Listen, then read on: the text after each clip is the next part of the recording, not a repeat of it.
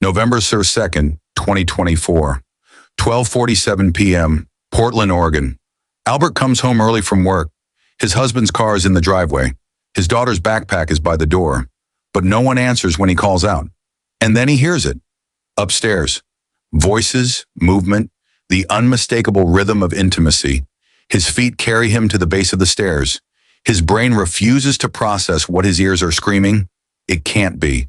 It can't be. But it is. His 25-year-old husband and his 29-year-old daughter together. What would make a man pull the trigger on the person he swore to protect forever?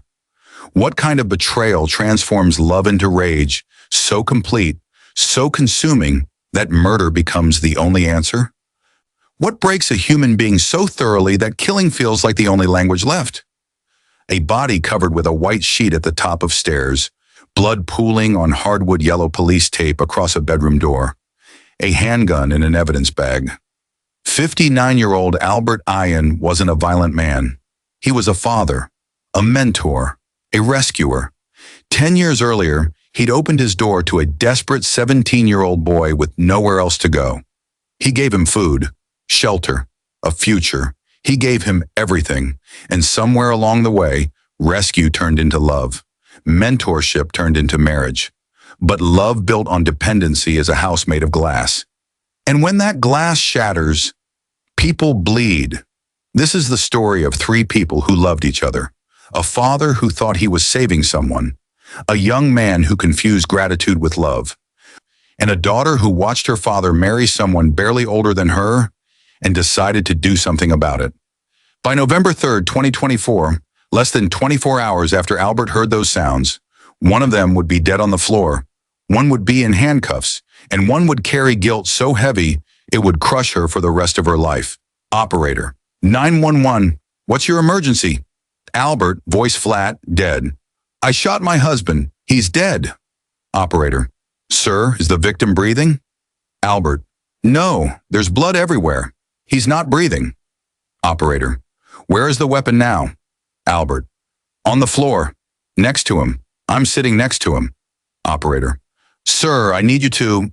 Albert, interrupting, voice breaking. He picked her. He picked her. He picked her. This isn't just a story about murder. It's about the difference between love and control. It's about what happens when we save people and then refuse to let them go. It's about betrayal so deep it rewrites your entire reality in a single moment. And it's about the question every one of us has to answer. When the people you trust most destroy you, where do you put that rage? To understand how Albert Ian became a killer, we need to go back. Back to a summer day in 2015. Back to a knock on a door. Back to the moment he made a choice that felt like salvation, but would become a curse. Welcome to Compass True Crime Stories. Kindly support and encourage us by subscribing to this channel as we continue to keep you entertained with new true crime stories around the world on a daily basis. Don't forget to comment, like, share, and turn on the notification bell so you won't miss our next interesting and chilling true crime story. Portland, Oregon, July 2015. Albert Ian is 50 years old and finally living as himself. 6 months divorced from his wife Linda after 22 years of pretending. He came out as gay. She said she'd always known. They cried, laughed, and split everything fairly. His daughter Natalie, 20, studying in Seattle, supported him completely, told him to finally be happy. Albert transforms. New wardrobe, new confidence, new life. Buys a small house in Northeast Portland. Works as a facility director at a tech campus downtown. Good pay, steady life. For the first time ever, he's not apologizing for existing. One afternoon in late July, someone knocks. Elliot Morrison, 17, too thin, hollow eyes, needs water. Their AC broke in the heat wave. Albert has seen him around. Always alone, always wary. Elliot, hi, Mr. Ian. Could I fill up some water jugs? It's really hot. Albert lets him in, gives him lemonade, notices things. Collarbones jutting out too sharp, bruises yellowing on his arms, eyes that never stop calculating exits. Albert has worked with at-risk youth for years. He knows neglect when he sees it. Over the next weeks, Elliot keeps coming back. Needs a phone charger, dish soap, a bathroom. Albert notices more. Same clothes for days. Skipping meals. Fresh bruises with vague explanations. So Albert does more. Makes extra food. Buys him clothes. Helps with homework. One September evening, working through algebra. Albert, you're smart, Elliot. Really smart. You could go to college. Get out of here. Elliot, you really think so? Albert, I know so. You just need someone to believe in you. That's the moment Elliot stops seeing Albert as a neighbor, starts seeing him as salvation, as the only person who ever cared if he lived or died. November 2015. Elliot shows up at 1 a.m., tears on his face, fresh bruises. Albert doesn't ask questions, just makes up the couch. You don't have to go back there. You can stay here, for real. Elliot, what about my sister? Albert, we'll figure something out, but you can't help her if you're drowning too. By December, Elliot lives there full time. No paperwork, no official arrangement, no boundaries, just a 50-year-old man and a 17-year-old boy building something neither understands yet. Neighbors whisper. Albert ignores them. He's helping a child in need. That's all, or so he tells himself.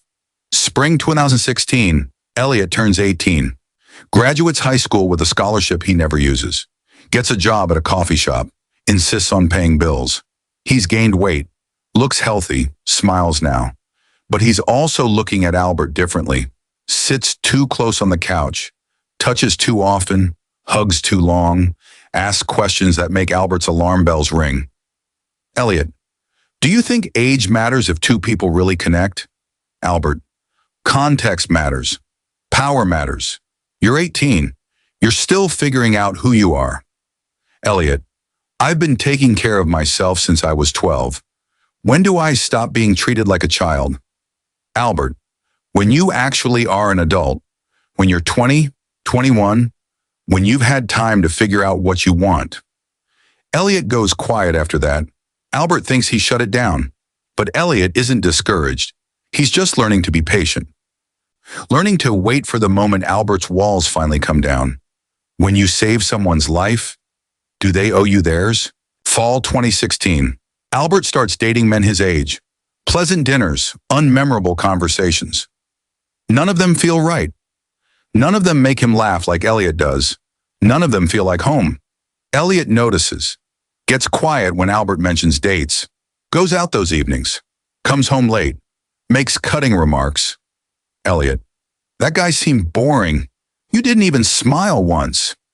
Albert tells himself Elliot is being protective, like a son looking out for his father. But they both know that's not what this is. January 2018. Elliot is 19. Albert is 52. Albert comes home from another failed date. Elliot is waiting. Why do you keep dating people who don't make you happy? Albert, maybe I'm just not good at this.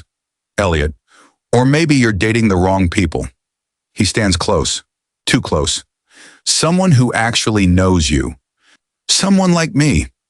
Albert should say no, should step back, should remind Elliot he's only 19. But he doesn't, because he's been in love with Elliot for months, and he's tired of pretending. Elliot goes up on his toes and kisses him. Albert kisses back. Years of denied feelings finally breaking through. They keep it secret. Albert knows how it looks. 52-year-old with a 19-year-old he'd housed since 17. The optics are catastrophic. They go on dates in neighborhoods where nobody knows them, hold hands under tables, steal kisses in dark theaters, talk about maybe moving somewhere they can be open. But that day never comes. Elliot, do you think we'll ever be able to just be normal, hold hands in public? Albert, maybe, once you're older, once enough time has passed. March 2019. They're dancing in the living room to old Marvin Gaye. Albert looks at Elliot and knows. Albert, marry me. 2 months later, they marry at the courthouse. Albert, 54. Elliot, 20. Simple ceremony. Gold bands. Promises of forever. Albert still hasn't told Natalie. Can't find the words to explain he married someone 5 years younger than her. Someone he raised. So he keeps putting it off. just a little longer. First 2 years are good. Elliot gets his dental assistant certification, makes decent money, gains confidence. Albert loves taking care of him, loves being needed, but cracks form. Elliot gets moody, withdraws, gets angry over small things. Elliot, you treat me like I'm still that 17-year-old kid. I'm your husband, not your project. Albert, I'm not trying to control you. I'm just trying to help. Elliot, I don't need help anymore. I need you to see me as an equal. That fight happens in early 2020. First time Albert realizes they have a fundamental problem, because he does still see Elliot as someone needing guidance, someone he's responsible for. And Elliot resents it. By 2024, 5 years into marriage, Elliot is restless, goes out more, comes home late, vague about where he's been, glued to his phone, texting people he won't name. Albert tries not to be jealous, tries to give him space, but he's terrified Elliot will realize he wasted his 20s. Here's what no one tells you about relationships built on rescue. The person you saved will eventually resent you for it, and the person who did the saving will never stop expecting gratitude. That's the poison at the center of everything Albert and Elliot built, and it would kill them both. September 2024. Albert gets a call that changes everything. Natalie, Dad, I need help. Emergency surgery, ruptured appendix, complications. I can't take care of myself for 2 months.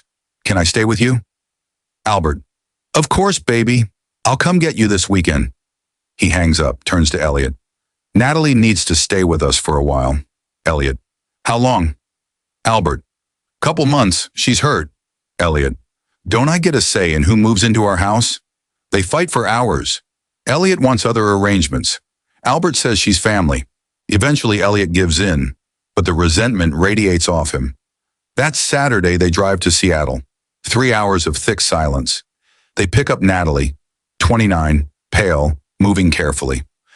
On the drive back, Albert finally tells her about Elliot. Albert, so, I got married 5 years ago. To Elliot. Natalie, Elliot, the guy in the passenger seat, how old is he? Elliot, 25. Natalie, when did you start dating? Elliot, when I was 20. Natalie, how long had you known each other before that? Albert, he was 17 when we met, lived with me starting around that time. Silence. Natalie doing math in her head, realizing her father took in a teenage boy and married him years later. She doesn't speak for the rest of the drive, but Albert can feel her judgment radiating from the back seat. 6 weeks of Albert stretched between two people who both need him. Every morning he helps Natalie shower, dress, drives her to physical therapy. Every evening he sits with her, asking about her healing. He's being a father, and Elliot watches from the margins, invisible, forgotten, replaced. He starts dressing differently. Tight clothes, makeup, styled hair. Not for Albert. Albert barely notices anymore. Here's what Albert didn't know. While he was at work, Elliot and Natalie were alone. At first, barely speaking, ghosts sharing a house, but loneliness is powerful, and resentment bonds people faster than love. It starts with Elliot bringing Natalie lunch, trying to ease tension. They talk about growing up, about family, about feeling like outsiders. Natalie, can I ask you something? How old were you when you moved in here? Elliot, 17, almost 18. Natalie, did you ever feel like you had a choice? Nobody's ever asked him that before. Over the next 2 weeks, they talk more about Albert, about the age gap, about power and dependency. Natalie tells Elliot about watching her father marry someone her age, about feeling disgusted and powerless. Elliot tells Natalie about feeling suffocated, about being treated like a child even now at 25. Elliot, he won't see me any other way. I'm still that scared kid to him. Natalie, that's because he doesn't want a partner. He wants someone who needs him. Elliot, you get it. You actually get it. And that's when the dynamic shifts. They bond over feeling like props in Albert's story about being a good man. October 18th, Natalie doing physical therapy stretches, Elliot helping, his hands on her leg, his face close to hers. They finish the set. Neither moves. Natalie, he doesn't deserve you. She reaches up and pulls him down to her. kisses him. For half a second, Elliot freezes. Then he kisses back. The next day, when Albert leaves for work, they do it again. And again. By late October, it's a full affair. They tell themselves nobody will get hurt. They'll be careful. They'll end it before anyone finds out. They're wrong.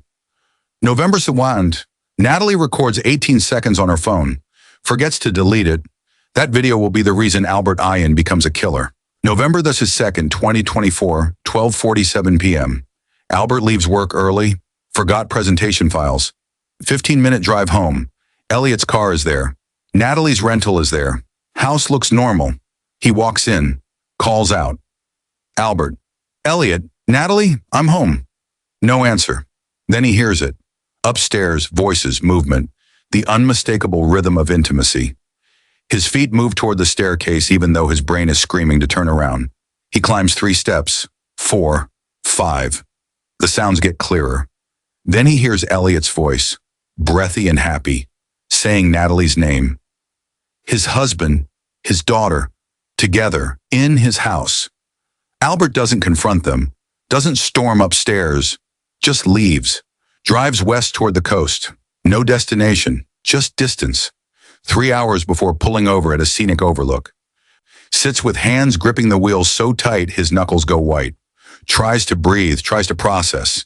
His husband and his daughter, the 2 people he loved most, they were upstairs, together, betraying him.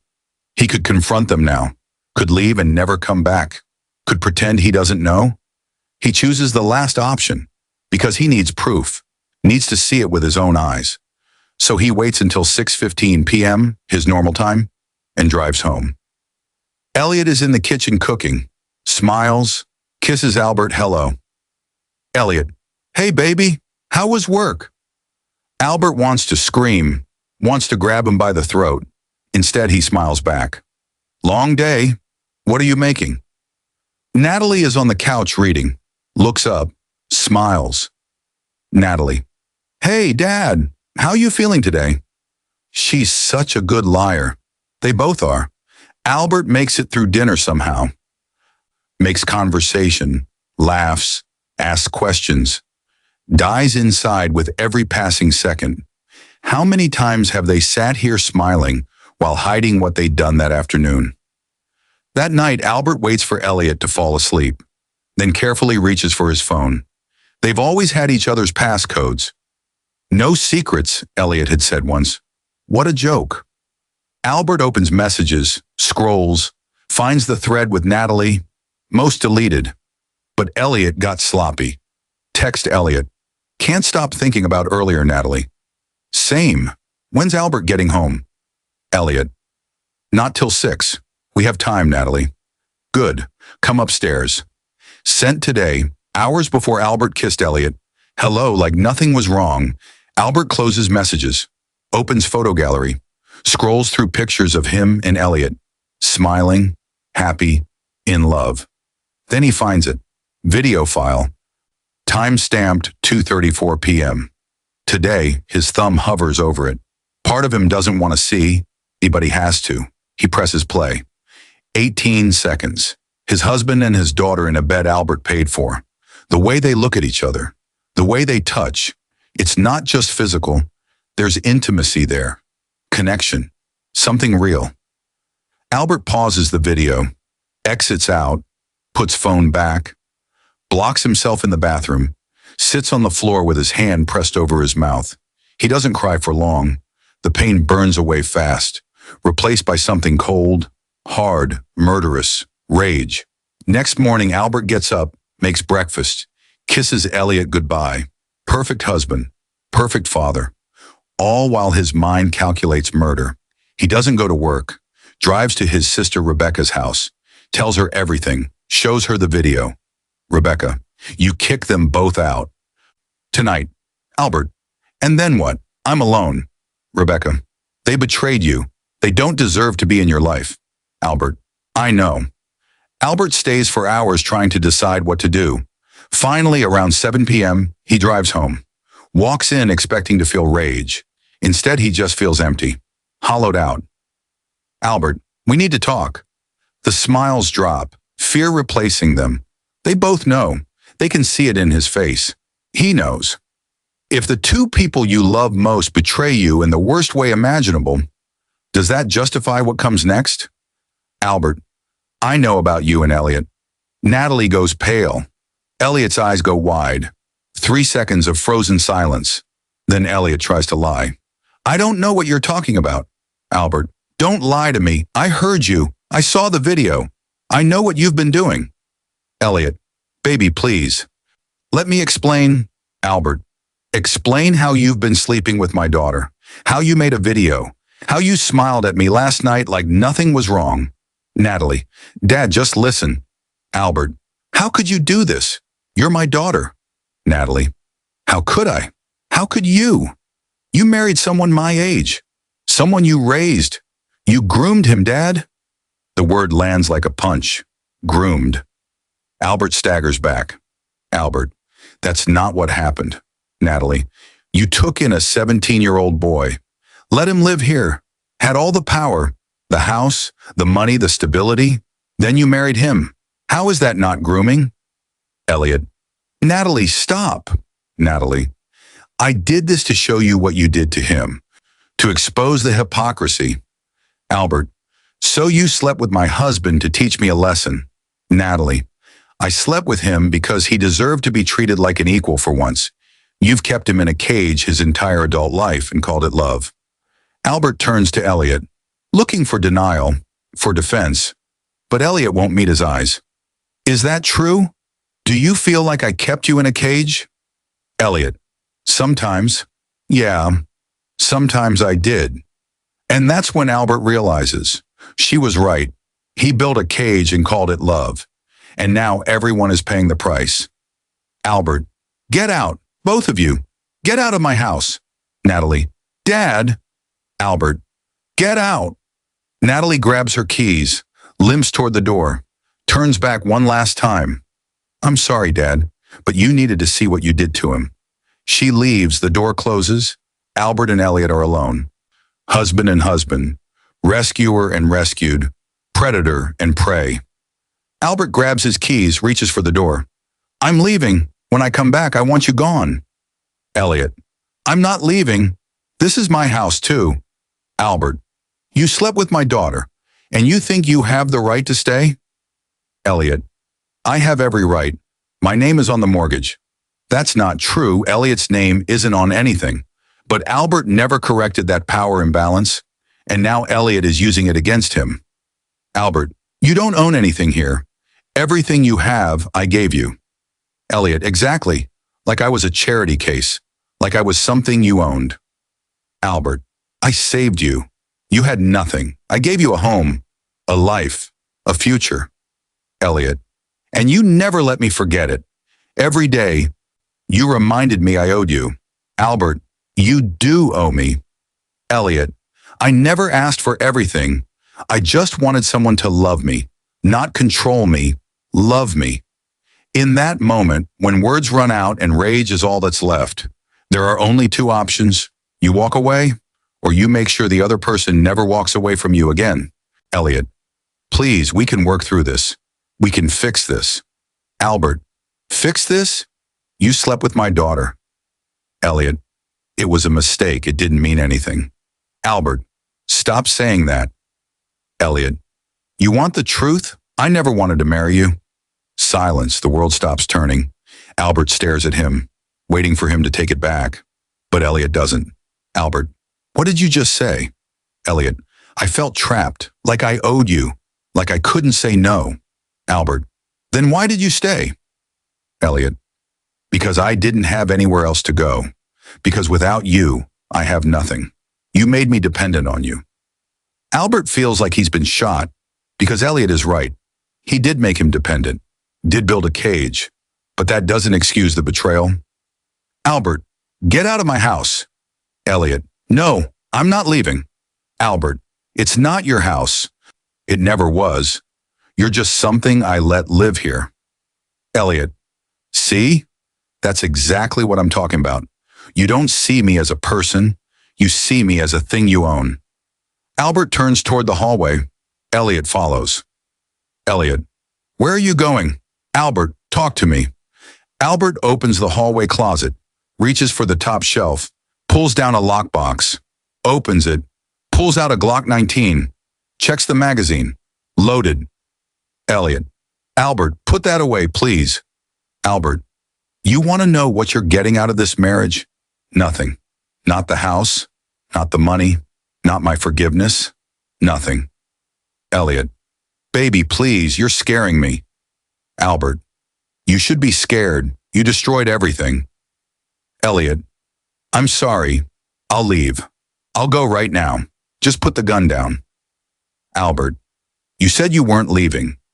You said this was your house too. But Albert isn't hearing him anymore. He's beyond reason, beyond mercy. Elliot reaches the top of the stairs, tries to run toward the bedroom.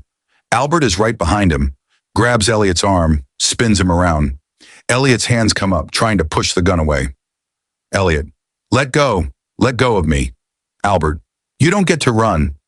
They struggle, crash into the wall, pictures fall, glass shatters, both fighting for control of the gun.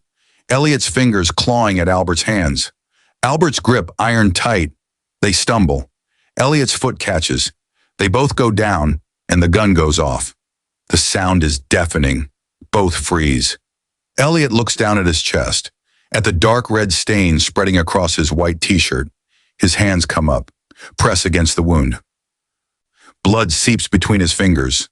Elliot, you shot me. His voice is filled with wonder, like he can't believe this is happening. His legs give out.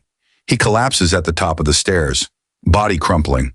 Albert watches it happen, watches Elliot gasping, hands pressed to chest, blood pooling, watches the light fade from his eyes. It happens fast, too fast. One moment, Elliot is gasping. The next, his hands go slack. His eyes go glassy. His chest stops moving. He's dead. Albert has killed him. The gun slips from his fingers, clatters to the floor. He sinks down next to Elliot's body. Doesn't cry, doesn't scream, just sits there, staring at what he's done. Time stops meaning anything. At some point, he hears himself calling 911. Operator, 911, what's your emergency? Albert, I shot my husband. He's dead. Operator, sir, is the victim breathing? Albert, no, there's blood everywhere. He's not breathing. Operator, where is the weapon now? Albert, on the floor, next to him. I'm sitting next to him. Operator, sir, can you? Albert, he picked her. He picked her. He picked her. Police arrive 8 minutes later, find Albert sitting next to Elliot's body, hands covered in blood, rocking back and forth, still repeating those words. Albert, he picked her. He picked her. He picked her. They pull him away, handcuff him. He doesn't resist, doesn't fight, just keeps repeating those 3 words, like they're the only truth left in the world. November 3rd, 2024. The night Albert Ayan stopped being a rescuer and became a killer. The night love and rage collided and left a young man dead. Albert saved Elliot's life. And then he took it. They charge Albert with second-degree murder. The prosecutor argues Albert made conscious choices, got the gun, followed Elliot upstairs, escalated to violence. That's intent. The defense argues crime of passion. Discovering your husband's affair with your daughter would break anyone.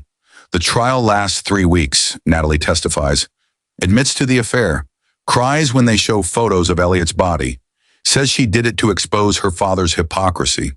Some jurors sympathize. Others see her as the catalyst.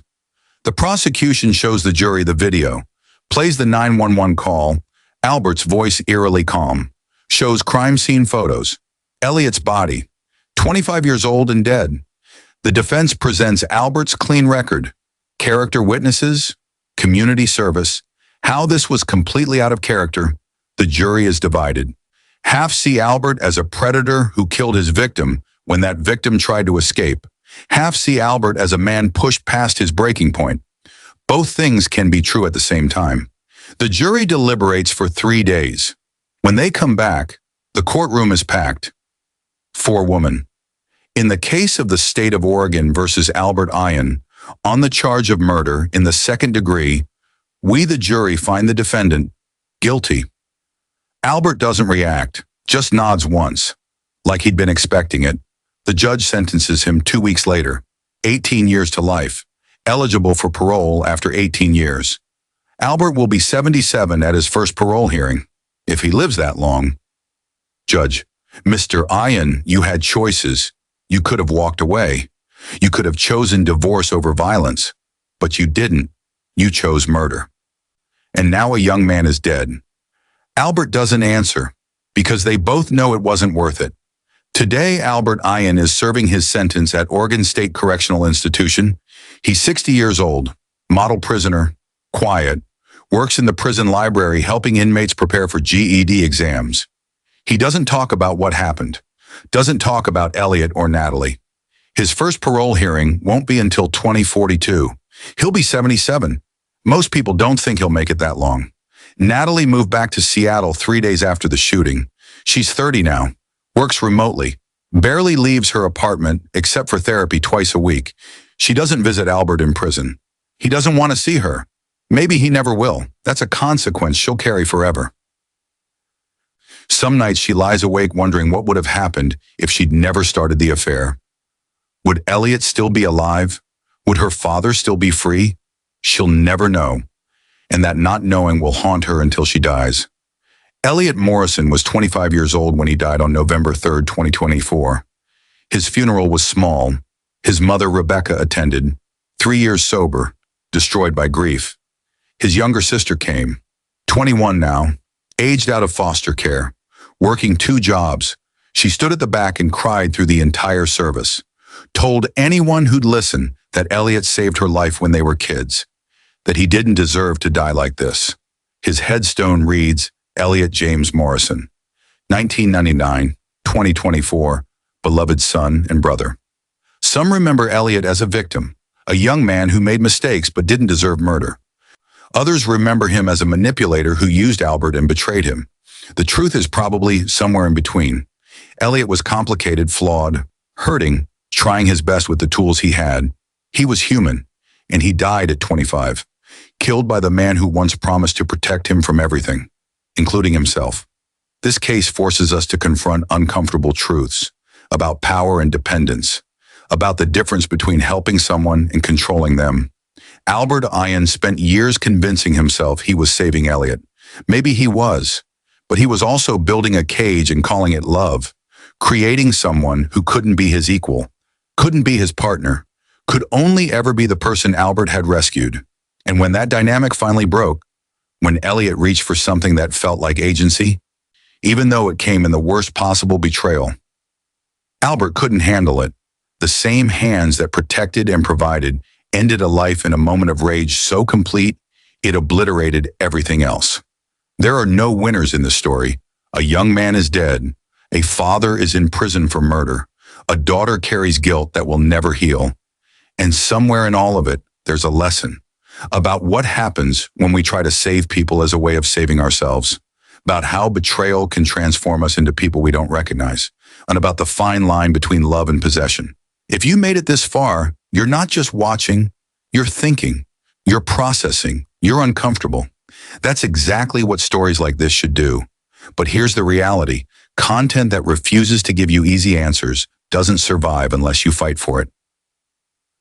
YouTube's algorithm doesn't reward depth, it rewards engagement. So if this story made you feel something, anger, sadness, understanding, maybe all of those at once, don't just let it end here. Subscribe, not for me, for the next person who needs to see this, for the viewer wrestling with their own version of power or betrayal who needs to know they're not alone. Share this. Send it to someone who loves true crime that actually challenges them. Drop a comment. Tell me what you think. Was Albert a predator who got what he deserved? Or was he a man pushed past his breaking point? Was Elliot a victim of grooming? Or was he complicit? Was Natalie justified? Or did she light a match and walk away? There are no wrong answers, only honest ones. Thank you for watching to the end, and see you in our next episode of Compass True Crime Stories. Stay safe,